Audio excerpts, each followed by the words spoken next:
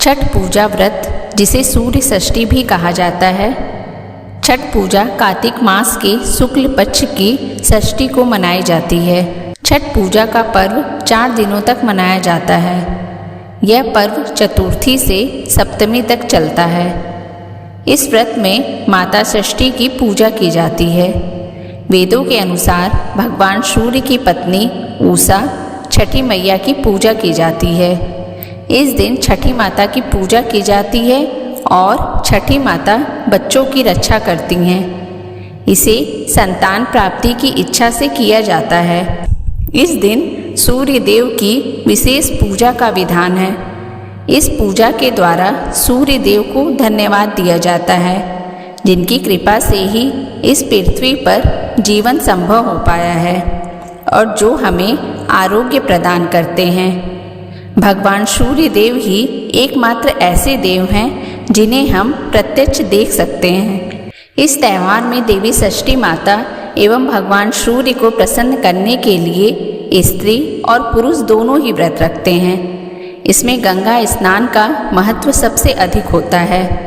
लोक मान्यताओं के अनुसार सूर्य षष्ठी या छठ व्रत की शुरुआत रामायण काल से हुई थी।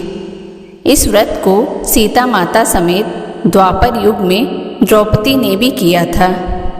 इस दिन षष्ठी देवी की कथा भी सुनी जाती है। छठ व्रत कथा। कथा के अनुसार प्रियव्रत नाम के एक राजा थे। उनकी पत्नी का नाम मालिनी था। दोनों की कोई संतान नहीं थी। इस बात से राजा और उनकी पत्नी बहुत दुखी रहते थे। उन्होंने एक दिन संतान प्राप्ति की इच्छा से महर्षि कश्यप द्वारा पुत्र प्राप्ति यज्ञ करवाया। इस यज्ञ के फलस्वरूप रानी गर्भवती हो गई। 9 महीने बाद संतान सुख को प्राप्त करने का समय आया तो रानी को मरा हुआ पुत्र प्राप्त हुआ। इस बात का पता चलने पर राजा को बहुत दुख हुआ। संतान शोक में वह आत्महत्या का मन बना लिया। लेकिन जैसे ही राजा ने आत्महत्या करने की कोशिश की, उनके सामने एक सुंदर देवी प्रकट हुई। देवी ने राजा को कहा कि मैं षष्ठी देवी हूँ। मैं लोगों को पुत्र का सौभाग्य प्रदान करती हूँ।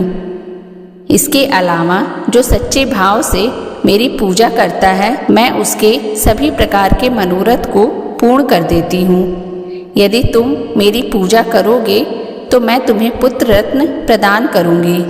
देवी की बातों से प्रभावित होकर राजा ने उनकी आज्ञा का पालन किया। राजा और उनकी पत्नी ने कार्तिक शुक्ल की षष्ठी तिथि के दिन देवी षष्ठी की पूरे विधि विधान से पूजा की। इस पूजा के फलस्वरूप उन्हें एक सुंदर पुत्र की प्राप्ति हुई।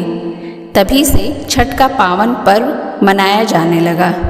छठ व्रत के संबंध में एक अन्य कथा के अनुसार जब पांडव अपना सारा राजपाट जुए में हार गए, तब द्रौपदी ने छठ व्रत रखा।